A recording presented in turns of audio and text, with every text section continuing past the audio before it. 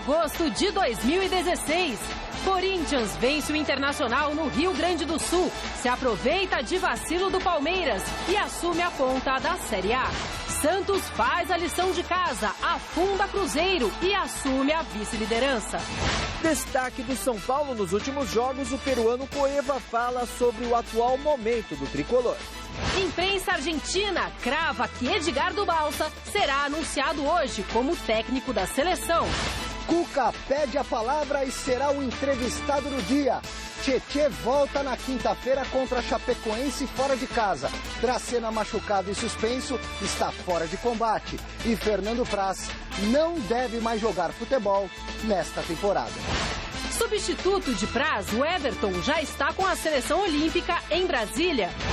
E ainda os gols do final de semana pelo Brasil. Basquete masculino vence amistoso contra a Lituânia, que está no grupo do Brasil na Olimpíada. E um perfil de Ana Paula Vergutz, destaque brasileiro na canoagem. Fique com a gente, o Gazeta Esportiva volta já.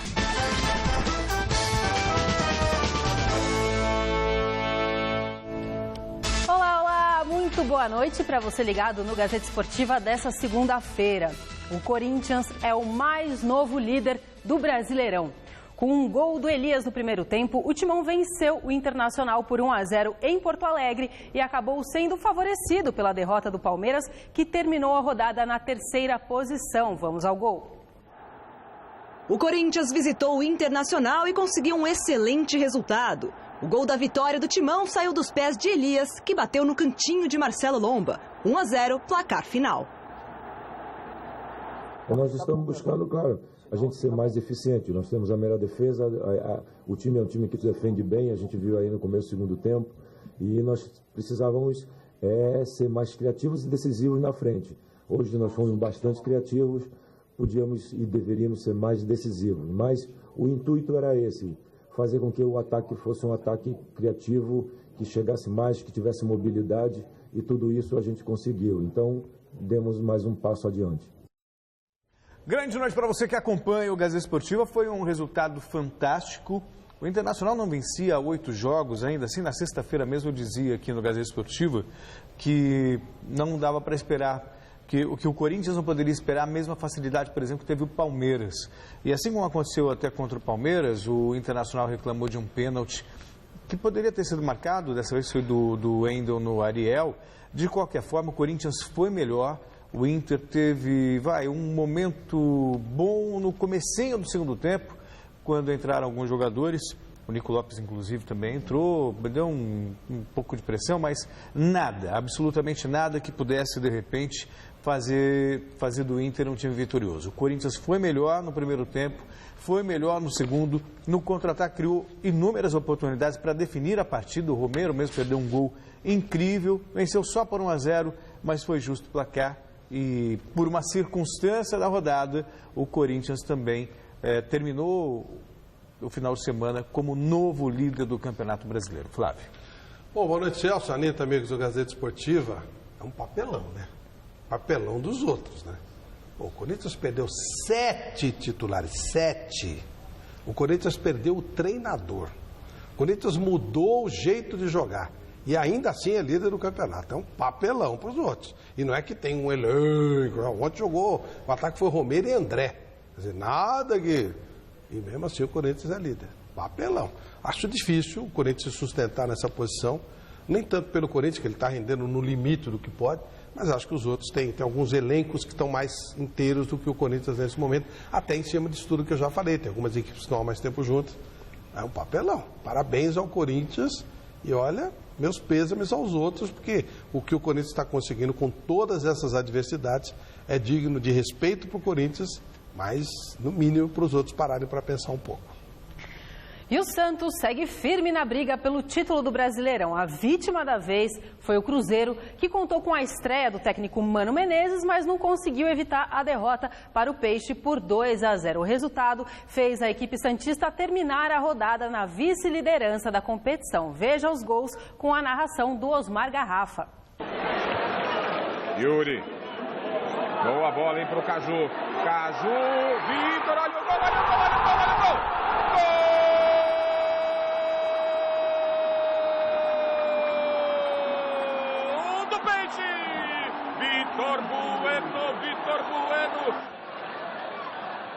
Vitor Ferraz partiu, recebeu, pode cruzar para dentro da área. Ricardo Oliveira, toque de cabeça, gol!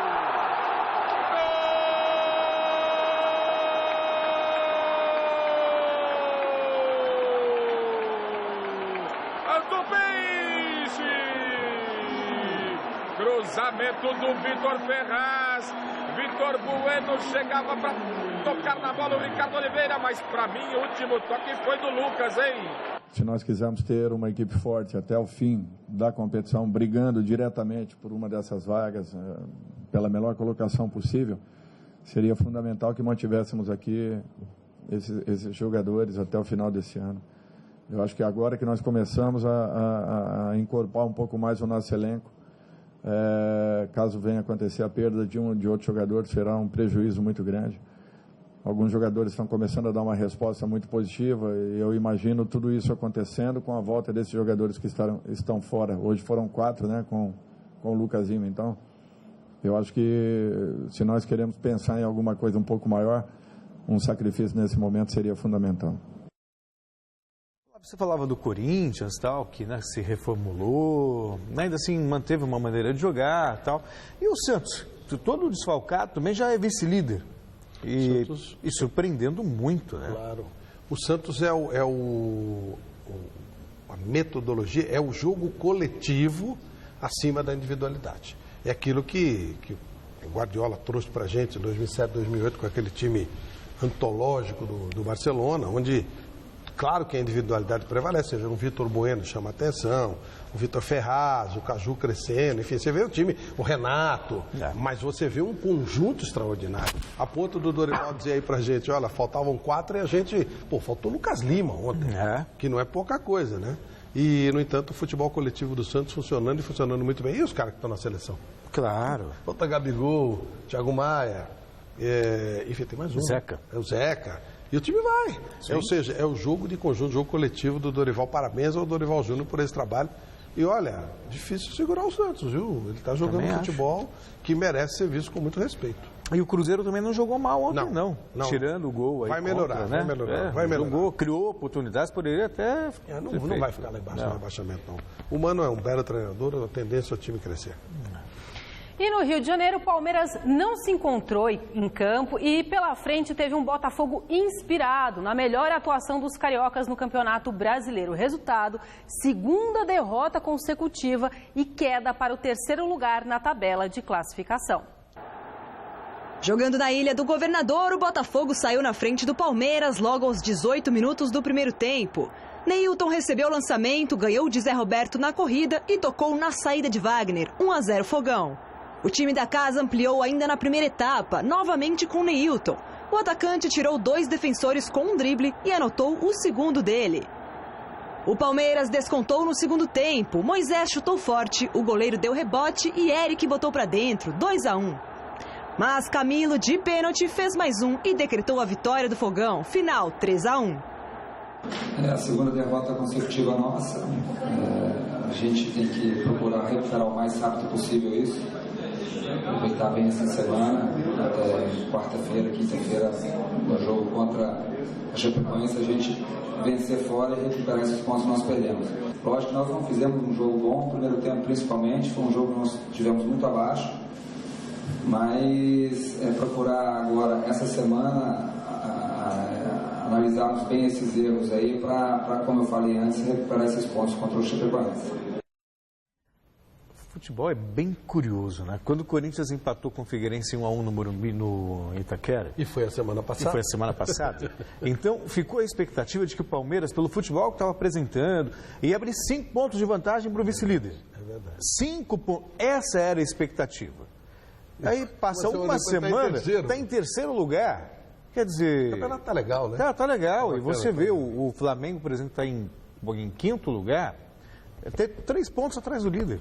E o Atlético está crescendo muito. Sim, e tem que ficar de olho nesse Atlético. E você já deu uma olhadinha na rodada dessa semana? Sim, Santos e Flamengo. Era na Vila, vai lá para o Pantanal. O Atlético joga com o São Paulo aqui. A gente sabe lá em que condições. Daqui a pouco a Anitta vai dar informações fresquinhas aí do São Paulo. Palmeiras joga em Chapecó.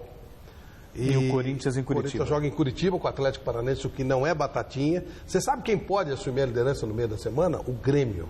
O Grêmio joga com o Santa Cruz. Pois é. Em Grêmio. E o Grêmio que empatou com o América. O América, que é o último colocado. E o Gazeta Esportiva lá de Porto Alegre deve estar dizendo, como é que pode, não sei o quê.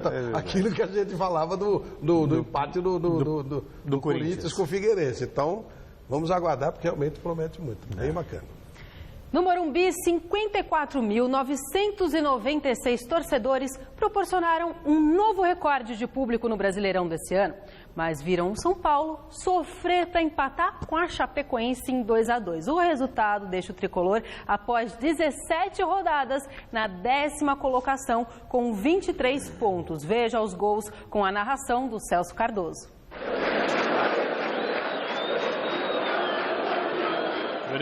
Fez o toque, vem chegando o time da Chapecoense. O cruzamento e o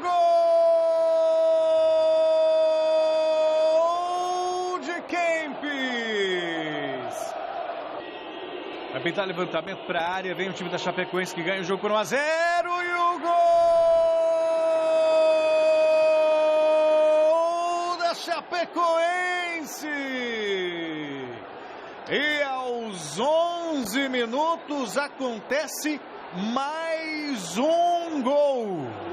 No lugar de Carlinhos. Centurion vai para cima. Daí ele fez o toque para o Cueva. Gol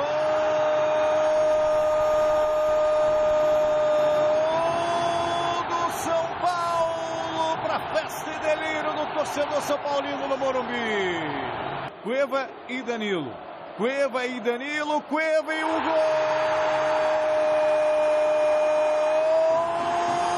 do São Paulo. Empata o jogo no estádio do Morumbi, o São Paulo. Agora São Paulo 2, Chapecoense também 2. La partida de hoje cometimos 2 errores. En el primer tiempo que nos perjudicó y nos obligó a tratar de remontar un resultado que estaba adverso. El equipo hizo un gran esfuerzo. Desde ese lugar no hay nada que reprocharle. Desde afuera hicimos cambios muy ofensivos para intentar de ganarlo. Llegamos al empate, pero bueno, no pudimos ganarlo, así que me pone triste porque esta era una partida que queríamos ganar. A torcida respondeu muito bem, né? Um recorde público no Brasil. Aliás, dos 4 maiores públicos do ano, 3 são do São Paulo, com toda a deficiência do time, que é um time muito fraco. Mas o futebol foi desse tamanho. Só empatou com o pênalti Jabuticaba. Pênalti só tem no Brasil, né? Ridículo o pênalti que foi marcado. O Godoy ontem até explicava. O Michael fura de cabeça e a bola bate no braço do rapaz. Ele até se assusta. É ridículo. Pênalti que... É lógico, não é só o São Paulo que tem pênalti assim. Mas toda vez eu vou dizer que é ridículo, burrice, interpretação errada. Não é só para o São Paulo, mas é uma estupidez e normalmente é a favor do time grande que joga em casa. Então o São Paulo jogou muito mal, no segundo tempo até cresceu um pouquinho, até mereceu um empate, apesar do gol irregular. Mas realmente futebol muito pequeno, muito pouquinho. Então todo mundo fazendo a parte dela, né? A torcida indo, comparecendo, e o time uma bolinha bem pequenininha. Realmente está na posição que tem que estar mesmo, meio de tabela. Não dá para se pensar em mais do que isso. E daqui a pouco a gente tem mais informações, né? E também deve perder o professor Bausa. É agora que nós vamos falar nisso? Não, ainda não. Depois, por enquanto, né? Não. Tá Sim. bom, aí a gente faz o comentário mais apropriado, mas de qualquer forma o resultado de ontem, o São Paulo tem que lamber as unhas de ter conseguido empatar. Até porque mesmo depois do empate do São Paulo, com esse gol aí do Cueva, o Denis fez 2 defesas milagrosas que evitaram a derrota do São Paulo no Morumbi. Esse horário das 11 da manhã normalmente tem bons públicos, né? Para o torcedor é fantástico, porque ele vai de manhã para o estádio, vê o jogo, depois sai para almoçar, fica tranquilo. Agora, uma coisa me chamou a atenção. O presidente do São Paulo tinha rompido com as organizadas e não sei o que lá. Pelo menos em tese. Pois é, aí estavam lá todos organizados no estádio, cantando, gritando, apoiando.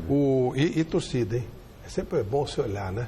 A torcida detesta o Denis e adora o God of Zaga e Dios, que foi a zaga do São Paulo de ontem. Que foram os dois que falharam nos dois lances. Que realmente o torcedor vai seguindo o torcedor para onde você vai parar, né? E depois vai sobrar para quem contratou. E tem que sobrar mesmo, porque a responsabilidade é deles. Agora, já o Cuevas, em termos de contratação, perfeito. Foi a melhor, né? Excelente. Não, talvez a melhor do ano no Brasil.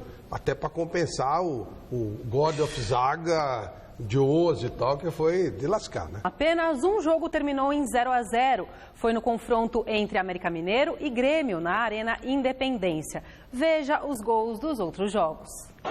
Na Ilha do Retiro, o Sport venceu o Atlético Paranaense por 2-0. Diego Souza abriu o placar de pênalti. No segundo tempo, Edmilson deixou dele e fechou a conta no Recife. O Figueirense voltou a vencer no campeonato e a vítima foi o Vitória. Dodô marcou o único gol do jogo, 1-0 e só. No Independência, o Atlético Mineiro recebeu o Santa Cruz e venceu a partida. Robinho fez o primeiro. Na etapa final, Fred aumentou a vantagem aos 21 minutos. E aos 25, Luan fez o dele e definiu o resultado em Belo Horizonte. Final, 3-0 Galo. Mesmo o placar da vitória do Fluminense sobre a Ponte Preta. Com 2 gols de cabeça, um em cada tempo, Cícero abriu 2 gols de vantagem a favor do time carioca. E Wellington marcou o terceiro e fechou o placar no interior do Rio de Janeiro, 3-0. Gol só no segundo tempo para Curitiba e Flamengo. E foi o time do Rio quem levou a melhor. Primeiro com Paulo Guerreiro. E depois com Marcelo Cirino batendo na saída do goleiro, 2-0. A vitória deixou o Flamengo coladinho no G4 com 30 pontos ganhos. 2 detalhes. Primeiro, esse Flamengo aí crescendo, é forte, está bem organizado fora de campo e está refletindo dentro de campo. E segundo, uma cacada 3-0 com o Fluminense não conta a história do jogo. Chutamos 17 bolas no gol, eles 5, fizeram 4 gols. Até o Levi Coupe reconheceu que foi exagerado. Faz parte da vida. E também o primeiro gol impedido, não deram pênalti, aquela coisa que a gente já sabe, né? Mas até aí tudo bem. Tá dentro. 3-0 para esses caras não foi bom. Mas vamos embora, segue a vida. A Rede também balançou pelo Campeonato Brasileiro da Série B. O Paysandu empatou com o Vila Nova em 2-2 no estádio da Curuzu, em Belém do Pará. Veja os gols dos outros jogos. O Brasil de Pelotas visitou o CRB e trouxe na bagagem uma ótima vitória. O time da casa até abriu o placar com Diego Jussani, mas Ramon e Natan viraram o placar e garantiram os 3 pontos ao time gaúcho, 2-1. Com o resultado, o Brasil subiu 4 posições na tabela, chegando ao 6º lugar. O Náutico venceu o Tupi pelo placar mínimo graças a este gol de Léo Santos no comecinho do segundo tempo, 1-0 e só. Mesmo o placar da vitória do Oeste sobre o Joinville no sul do país. Marcos Vinícius deixou dele e definiu o resultado, 1-0. O Bragantino bateu o Bahia também por 1-0. Rivaldo, aos 24 do segundo tempo, garantiu a vitória à equipe paulista. O Paraná enfrentou o Ceará e foi a equipe nordestina quem abriu o marcador. William Henrique fez 1-0. Ainda na etapa inicial, Robson deixou dele e assegurou a igualdade no Durival de Brito, 1-1. O Atlético Goianiense venceu o Sampaio Corrêa com autoridade e voltou ao G4 da Série B. Magno Cruz, Alisson e William Schuster mostraram que o Dragão não estava para brincadeira. 3-0 que praticamente definiram o resultado. A 3 minutos do fim, Edgar fez o gol de honra para o Sampaio. E ainda deu tempo para Alisson marcar mais um e fechar a goleada no Serra Dourada, 4-1 Atlético. E o Vasco venceu mais uma no campeonato. Contra o Criciúma, Ederson fez 1-0, o segundo dele em 2 jogos pela equipe do Rio. No finalzinho do primeiro tempo, Diego Giareta empatou a partida e deixou a decisão para a etapa final. Foi aí que apareceu Thales. O atacante fez o dele e garantiu a 12ª vitória do Vasco na competição. 2-1 e fim de papo.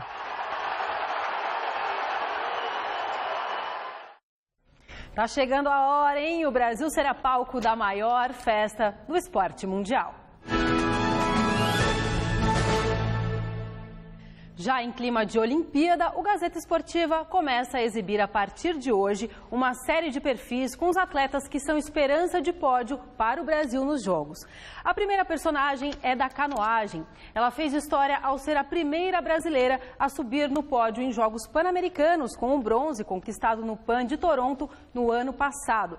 Além disso, será a primeira representante brasileira na canoagem em todos os tempos nas Olimpíadas. Só por isso, ela já tem escrito o nome dela na história da modalidade. Mas dá para sonhar mais alto, hein? Nas últimas competições que disputou, ela foi páreo duro para campeãs olímpicas e obteve melhores marcas do que aquela que rendeu o pódio em Toronto. Conheça Ana Paula Vergutz, única mulher representante do Brasil na canoagem de velocidade.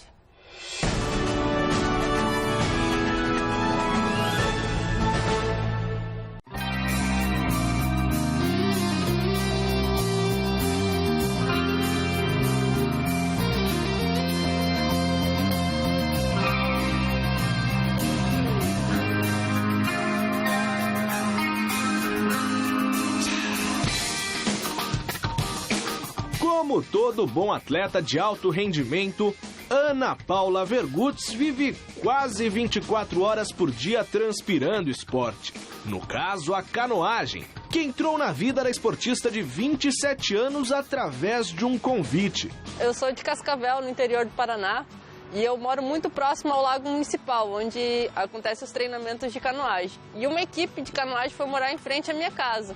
E aí o pessoal fez o convite para ir conhecer o esporte. Desde lá, então, a família toda ficou apaixonada pelo esporte. A influência e mais, o amor pelo esporte está no sangue de Ana Paula. Eu sempre gostei muito de esporte. A minha família, a gente para assistir Jogos Olímpicos, Jogos Sul-Americanos, Jogos Pan-Americanos. Então sempre foi um sonho. Não importava o esporte que eu tivesse, eu queria sempre me destacar no esporte. Então, com a canoagem, eu tive essa possibilidade. O sucesso da paranaense veio rápido. Em 2014, então com 25 anos, um ouro e uma prata nos Jogos Sul-Americanos no Chile. E em 2015, a medalha de bronze nos Jogos Pan-Americanos de Toronto nos 500 metros. O feito veio na categoria K1, quando há somente uma pessoa sobre o caiaque. Sem explicação, assim, é um momento de muita alegria, que a gente não consegue nem descrever.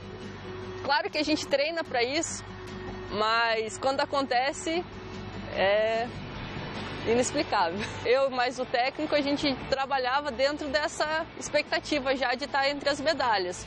Quem comanda os treinos é o professor Lauro Cardoso e olha, Ana Paula não tem moleza. Atenção, fui!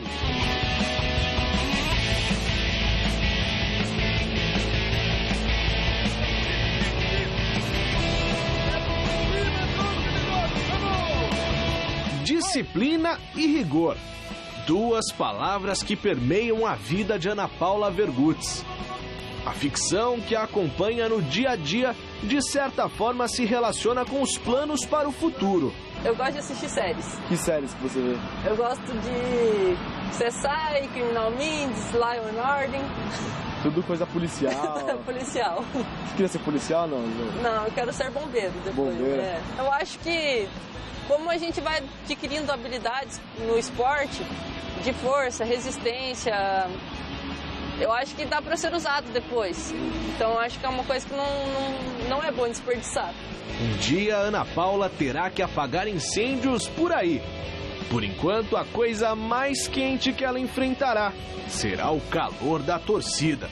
Ela, que sempre viu os ídolos brilharem pela telinha, agora será protagonista. É uma emoção muito grande, porque eu sou uma pessoa que a vida inteira acompanhei pela televisão, sempre chorei nesses momentos, e agora poder estar vivendo é muito bom. Tá ansiosa? Tá, bastante.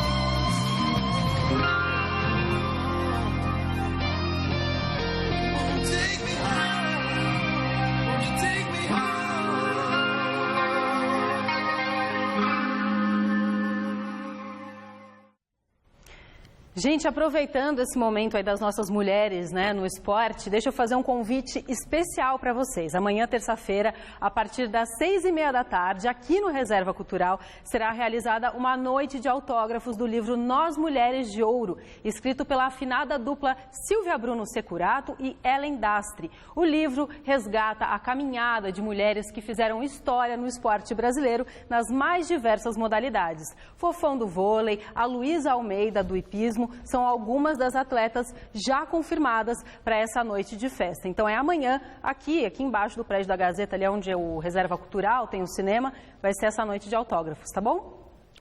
Convite feito. No último compromisso, antes do início da disputa dos Jogos Olímpicos, a seleção brasileira masculina de basquete se manteve invicta. Neste domingo, o time comandado pelo técnico Rubem Manhano teve trabalho, mas venceu a Lituânia, adversária na estreia da Olimpíada do Rio. Veja como foi em detalhes na reportagem do Felipe Esboril. A seleção masculina de basquete do Brasil passou por um grande teste antes dos Jogos Olímpicos. Pôde enfrentar seu primeiro adversário da Olimpíada antes do torneio, a forte Lituânia, campeã europeia, na final do Desafio Internacional de Basquete, realizado em Mogi das Cruzes, Grande São Paulo. Não sei se é muito conveniente jogar com a equipe que não vai jogar uma estrela, não? Mas é o que tínhamos. Então jogamos contra eles, saiu assim o sorteio. Pero para nós foi um jogo muito interessante porque nos botou em situações de adversidade, 4 pontos, 3 pontos, 4 pontos e recuperamos. Mais uma vez, o time de Rubem Manhano contou com seus principais jogadores em quadra, Leandrinho e Nenê Hilário. Um time que vai se acostumar a jogar sem Anderson Varejão, cortado e que não vai participar dos jogos. Felício irá substituí-lo. Um grupo que vai ter que superar essa dificuldade. Depois que anunciaram que ele não viria para as Olimpíadas, eu acabei pensando nisso um pouco, que eu poderia até ser o substituto, e graças a Deus eles me convocaram novamente e eu estou aqui para ajudar, tudo de mim, e se Deus quiser ajudar a equipe a trazer uma medalha no Brasil. Eu falei para eles que se você puxa com um dedo, não vai ter tanta força. Se puxa com 2, com 3, com 4, com 5, ainda com toda a mão, a sua força vai ser relativa. Agora, se você se encontra assim, o golpe, a batida, já acho que vai ser muito mais forte. Essa é a nossa ideia. Jogo pegado, disputado dentro de quadra, bem diferente do que o Brasil vinha enfrentando durante a preparação. Deu para sentir o que terá pela frente no Rio de Janeiro. Vitória apertada do Brasil, 64-62. Acho que los primeros 17, 18 minutos Brasil jugó un básquet muy interesante, no los últimos 2 minutos. Por momentos jugamos bien, por momentos no tan bien, pero esto es, uno no juega bien porque el otro equipo realmente defendió muy duro. Essa é a realidade da Olimpíada, a gente sabe que todos os jogos vão ser disputados ali, então acho que por a gente ser um grupo experiente, estar jogando em casa, eu acho que isso vai pesar muito a nosso favor. O último compromisso do Brasil antes da Olimpíada acontece nesta terça-feira contra a China, de novo em Mogi das Cruzes. O Brasil está no grupo B da Olimpíada e terá como adversário na estreia a Lituânia dia 7 de agosto. Na sequência pega Espanha, Croácia, Argentina e Nigéria. E no único amistoso antes do início da Olimpíada, a seleção masculina de futebol venceu o Japão em Goiânia. A atuação foi aprovada pelo técnico Rogério Micali. A caminhada do Brasil rumo à inédita medalha de ouro olímpica começou com um golaço marcado por Gabigol no amistoso contra o Japão neste sábado em Goiânia. O santista arrancou bonito, bateu para o gol e contou com o desvio na zaga para balançar a rede. O segundo gol da vitória por 2-0 foi de Marquinhos de cabeça. O bom desempenho deixou uma primeira boa impressão do time comandado por Rogério Micali. Eu achei um bom jogo, bom jogo. A equipe produziu muito bem na primeira etapa. Pegamos uma equipe muito forte defensivamente, 2 linhas de 4 muito bem montadas. Soubemos ali trabalhar bem a bola, aonde eu chamo de zona vermelha. Conseguimos 2 gols e no segundo tempo é natural, até porque é o último jogo em véspera de uma grande competição e é natural o atleta às vezes diminuir um pouco o ritmo por cansaço, alguns estão voltando aí de férias, mas no todo assim me agradou a partida. Mais leve o time, né, Flávio? Mais ofensivo. Moderno. É o time que usa a camisa amarela mais moderno que eu vi nos últimos tempos que o Brasil jogava de maneira retrógrada, né? Uma coisa feia, esquisita. O time do Mano chegou a ter um pouquinho dessa modernidade. Sim. Mas nos últimos tempos o time do Brasil é um time chapado. Esse time não, o time é moderno, joga bem, joga ofensivamente, marca lá na frente, tem boa saída de jogo. Leve é uma boa palavra, eu concordo com você, leve é uma boa palavra. E foi realmente uma atuação tranquila. Ganhar ou não ganhar essa medalha aí, tanto faz. Eu já falei que futebol, para mim, nos Jogos Olímpicos é equivalente aos Jogos Abertos do interior. A Olimpíada é maravilhosa, não deveria ter futebol, porque já tem a sua Copa do Mundo. Mas é uma geração que merece ser vista para 2018, 2022 principalmente. E a ideia tática do Micali me agrada bastante. Seria legal que a gente adotasse sabe, criar um jeito de jogar. Sim. Que o Tite trabalha isso facilmente, claro. A gente também no Corinthians. Seria muito legal se a gente tivesse uma seleção jogando de maneira moderna. Seria bem legal. Imagino que com a presença do Tite isso deva acontecer. Já tem com o Micali, né? Só não ter nada chapado. Está na hora de modernizar o nosso futebol também na seleção. Pois é, a notícia ruim para a seleção ficou por conta do corte do Fernando Praz, que teve constatada uma fratura no cotovelo e deve perder o resto dessa temporada. Ontem, ele desembarcou em São Paulo visivelmente abalado com a lesão. Sem Praz, a CBF teve pouco tempo para escolher um substituto. O Everton, do Atlético Paranaense, foi chamado e já se juntou ao grupo. E em contraste à tristeza de Fernando Praz, o goleiro do Furacão chegou empolgado e feliz com a chance que caiu no colo. A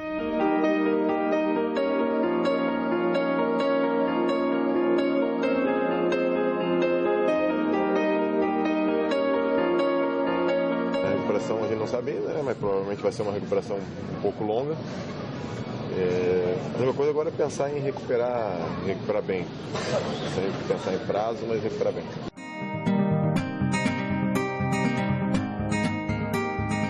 Cara, eu estava dentro do avião, desembarcando em Curitiba, voltando de Recife, né, que a gente tinha jogado lá no sábado à noite, estava chegando, o telefone tocou, e aí queria que o pessoal saísse logo dentro do avião, né, para me respirar, que estava avião lotado, estava complicado, mas acabei ali já recebendo os cumprimentos dos meus companheiros, de toda a diretoria do Atlético, e fiquei muito feliz com a notícia.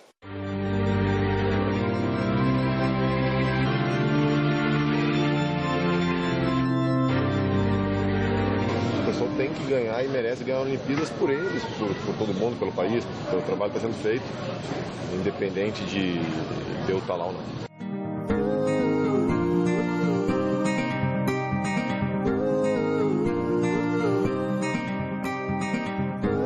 A gente sabe da importância que o Praz tinha para a seleção, é uma fatalidade o que aconteceu com ele, a gente lamenta. Mas acho que cada um tem que procurar fazer a sua história, né? Acho que a seleção está aí, a oportunidade do grupo de fazer história, de conseguir algo inédito que ninguém conseguiu, hoje a gente está tendo a oportunidade.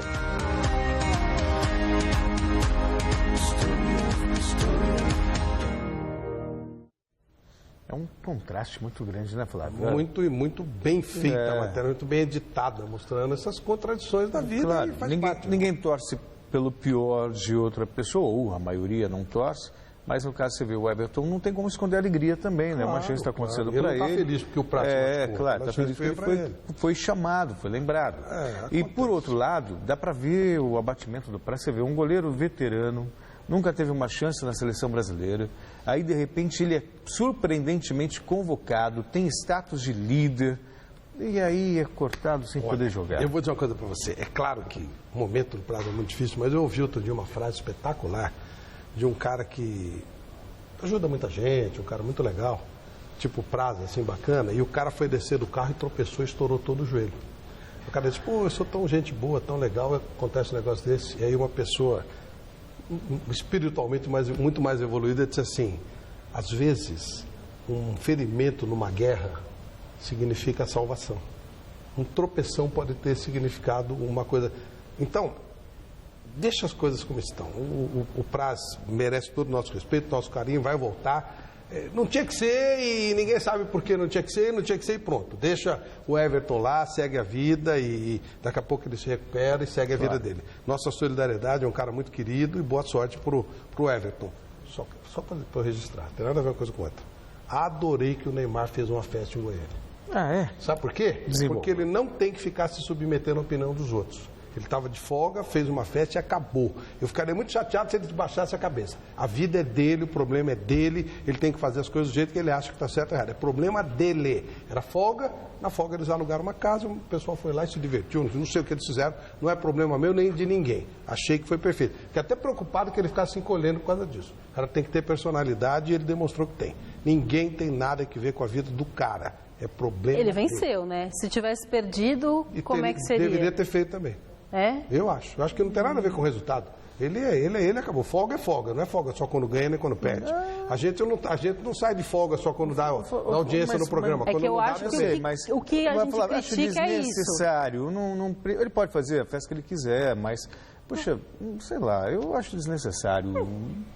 Se tivesse no lugar dele, ele faria até mais. É capitão. Ele não tem nada que dá satisfação para as pessoas. Ele tem que jogar futebol e ele veio para jogar futebol. Esse negócio de, passar por bom, se submeter ao que os outros pensam e querem e tal. Tem muita gente que tem inveja dele. 99% das pessoas que falam mal, se pudesse, fariam a mesma coisa. Se forem convidados na festa, irão. Existe uma hipocrisia muito grande, sabe? Então, existe. Isso eu não concordo. Então, até, disseram assim, tá vendo? Ele tomou uma dura de jornalista que não tomou e aí ele já não entrou por último com a seleção. Mas vai te catar, pô. O cara tem que fazer o jogo dele. E também não tem obrigação de ganhar medalha. Mas também não jogou tão bem assim, né? Não jogou nada. E tem hora que não vai jogar também. E não tem obrigação de ganhar medalha. Ele vai jogar e fazer o que puder. Os outros times são muito ruins. A seleção brasileira é a única que está com força para ganhar. Mas se não ganhar também, não ganhou. Eu entendo o que você está falando também, mas eu também vejo um outro lado. Não é uma questão só de se importar com o que os outros pensem. Não é isso.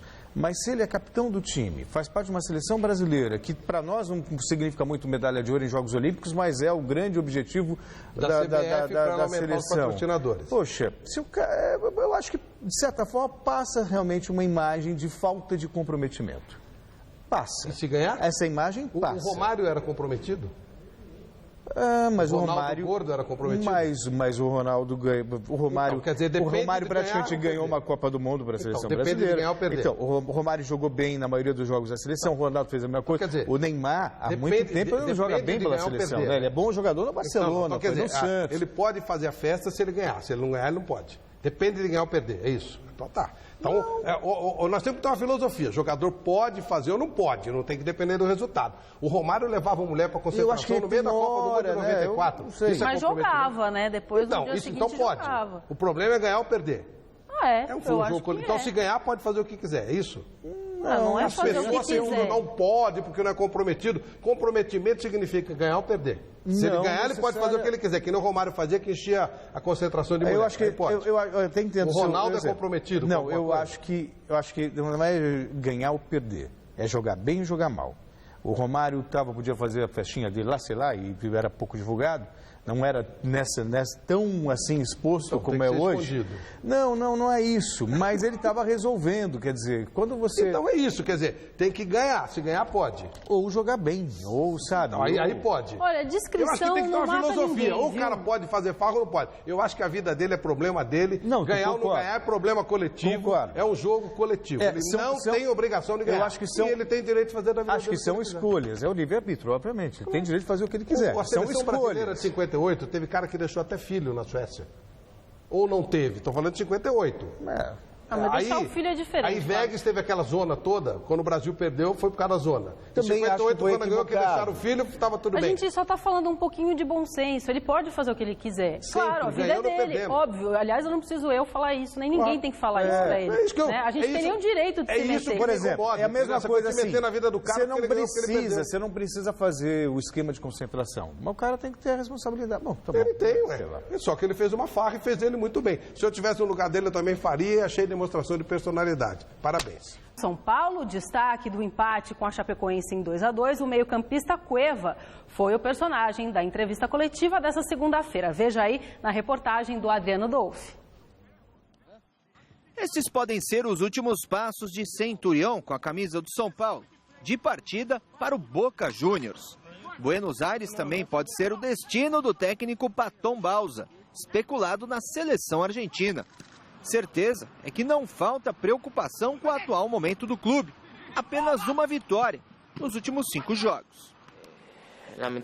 Lamentavelmente não aconteceu o que queríamos, que era ganhar em casa, com o estádio cheio, com a torcida apoiando. Mas isso é o futebol. Temos que seguir e nada mais. Apesar do título brasileiro parecer um sonho distante, Cueva diz que o elenco não pode jogar a toalha. Nós, como uma equipe grande, como um clube grande, não podemos pensar em outra coisa. É seguir lutando pelo título, pela classificação e pela Libertadores. Cueva é o contraste do time do São Paulo. Recém-chegado já marcou 3 gols com a camisa do clube. Mas um fato vem preocupando o jogador: a arbitragem, por causa dos cartões amarelos. Agora eu tenho o 3º cartão amarelo e novamente é uma experiência a mais para mim. Não tenho o que dizer, porque na verdade sinto que a responsabilidade é minha. Então prefiro seguir em frente e manter a postura com os árbitros, independente deles terem razão ou não. Cueva vai desfalcar o time na quinta-feira no duelo contra o Atlético Mineiro, no Morumbi. Além dele, o lateral Bruno também está suspenso. Buffarini poderá fazer a sua estreia com a camisa do tricolor. Wesley e João Schmidt são candidatos a uma vaga no time titular. Agora sim, Flávio Prado, de acordo com a imprensa argentina, o tricolor já pode pensar em outro nome, porque Edgardo Balsa deve ser chamado para assumir a seleção. Essa notícia é destaque de hoje no site gazetaesportiva.com. Em uma entrevista concedida hoje a uma rádio, o presidente da Comissão Normalizadora da Associação de Futebol Argentino, Armando Pérez, revelou que o técnico já está escolhido e colocou Balsa entre os 3 candidatos. Os outros 2 são Miguel Ángel Russo e Ramon Dias. Segundo Armando Pérez, o nome do treinador deve ser anunciado ainda hoje e restaria apenas informar o escolhido para confirmar a chegada. A imprensa do país diz que Edgardo Balsa é o escolhido. Os 3 treinadores se reuniram recentemente com a comissão, que colocou a classificação para a próxima Copa do Mundo como principal missão do novo técnico. O escolhido. Mas não deve ter trabalho para classificar a Argentina, não. Não deve, não. O São Paulo é que vai ter que se virar para arrumar outro técnico, né? De novo aquela história do treinadores meia-boca, né? Ele é meia-boca.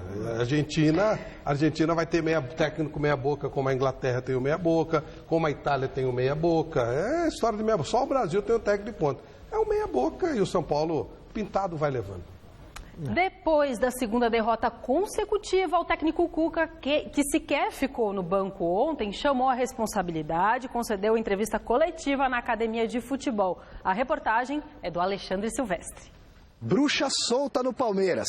Palmeiras, que perdeu ontem para o Botafogo, perdeu a liderança no Campeonato Brasileiro, é o 3º colocado agora atrás do Corinthians e do Santos. Tem a história do Fernando Praz machucado, o Gabriel Jesus desfalque em várias rodadas porque defende a seleção brasileira olímpica e o técnico Cuca visivelmente chateado na reapresentação de hoje aqui na Academia de Futebol. Inclusive atravessou a entrevista coletiva marcada com o Moisés e compareceu à sala de imprensa.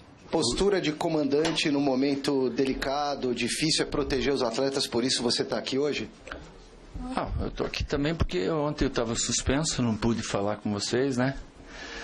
Não pude sequer ir ao vestiário, me faz muita falta. Esse final de semana foi horrível, foi muito ruim para nós em todos os sentidos, a começar pela perda do Fernando Praz, né? Uma notícia muito ruim para todos, até entramos com o cartaz dele. Depois ainda aconteceu coisa pior, né, que foi aquele acidente com o nosso menino Arthur. Então ele estava indo para o campo para encontrar um lugar para eu ficar observando o jogo, né? Então ele foi um pouquinho mais cedo e aconteceu aquele acidente horroroso, em que um carro bateu no poste desgovernado e eles pararam atrás para não correr risco e o poste cai bem em cima deles. Então ele está no hospital, fez cirurgia, teve fratura de crânio, a gente está rezando para ele ficar bem, mas de qualquer jeito isso aí abala muito a gente, mais do que a perda de um jogo, mais do que tudo, porque é um menino que está todo dia com a gente e estava trabalhando, né? Quinta-feira contra a Chapecoense, Wagner será o goleiro, é o titular do Cuca, pode errar, pode falhar que o Wagner será mantido no lugar do Fernando Praz. O Edu Dracena está suspenso e machucado, não joga contra a Chapecoense. Tietê volta à equipe titular e Dudu pode iniciar a partida na equipe principal. Sobre o Fernando Praz, o goleiro foi examinado hoje, passará por uma cirurgia na quarta-feira, será operado pelo mesmo médico que operou o cotovelo direito do Fernando Praz em 2014 e o goleirão dificilmente volta ao futebol nesta temporada. E para dar uma quebrada nesse clima negativo, vamos ao momento mais engraçado e curioso da entrevista do Cuca hoje na Academia de Futebol, quando ele tentou dissipar uma nuvem simbólica que paira pela Academia de Futebol. Nesse momento que você atinge a metade do campeonato, e que o momento nosso não é o ideal, em todos os sentidos, né? Uma nuvenzinha preta parou aí, mas ela já vai sair também. Ela vai lá para o outro lado, lá, não, para o outro lado, desculpa, não é? Para lá, para os outros lá também. Para perto do aeroporto, lá para a Baixada, lá para todo mundo, lá para o sul, vai para lá também um pouquinho, sai daqui. Depois da importante vitória diante do Internacional em Porto Alegre por 1-0, o Corinthians começa a semana se preparando para o segundo jogo consecutivo fora de casa. Felipe Esboril esteve no CT Joaquim Grava acompanhando a reapresentação do timão. Confira.